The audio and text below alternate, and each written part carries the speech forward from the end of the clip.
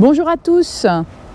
Aujourd'hui donc une petite visite des 2 ruches de la Duche, puisque ce sont 2 ruches qui ont été donc installées au lycée La Martinière du Cher. Ces ruches ont été installées au mois de septembre. On avait fait une petite visite rapide à l'automne et puis j'étais venue suivre le poids de ces ruches tout le long de l'hiver pour s'assurer qu'elles ne manquent pas de nourriture. Aujourd'hui, je ne vais pas ouvrir les ruches, je vais simplement faire un petit contrôle de l'extérieur pour vérifier que les abeilles se portent bien et éventuellement intervenir sur les réserves. Petite observation donc des planches d'envol. Donc on voit que les abeilles rentrent avec des pelotes de pollen aux pattes. Donc elles ont une ressource protéinée. Cette ressource protéinée est assez variée puisque les couleurs de pollen ne sont pas les mêmes.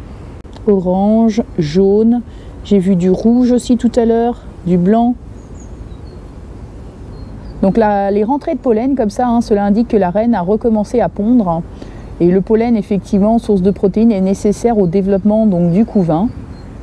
Il va falloir être vigilant parce que, en revanche, les abeilles trouvent du pollen mais ne trouvent pas forcément beaucoup de nectar en cette saison. Donc il va falloir contrôler quand même les réserves en miel. Donc c'est bien actif, c'est chouette. Cette ruche-là se porte bien, en tout cas pour l'instant. Alors la deuxième ruche, les abeilles sont également actives, un tout petit peu moins, mais on a quand même des abeilles qui rentrent avec du pollen. Donc maintenant qu'on a vu un petit peu comment ça se passait au niveau des planches d'envol, on va contrôler le poids des ruches. Pour contrôler le poids des ruches, c'est assez simple, j'utilise donc ce peson. Et par pesée arrière, je vais donc vérifier la moitié du poids de la ruche. Et donc en multipliant par 2, j'aurai le poids total de la ruche.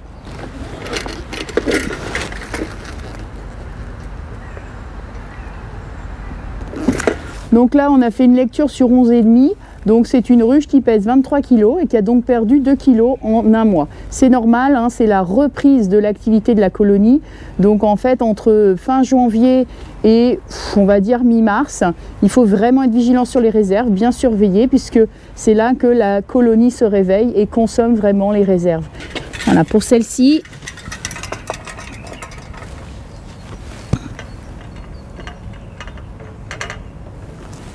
Alors celle-ci, elle fait 12 kg, donc 12 kg, ça veut dire qu'elle fait 24 en réalité, donc elle a perdu un seul kilo. On a vu qu'elle était beaucoup moins active, je pense que la population est beaucoup moins forte, et c'est pour ça que les réserves sont moins vite consommées. Alors ici, on va tout simplement soulever le toit de la ruche, et on va voir que dessous, j'avais placé un tout petit morceau de candy.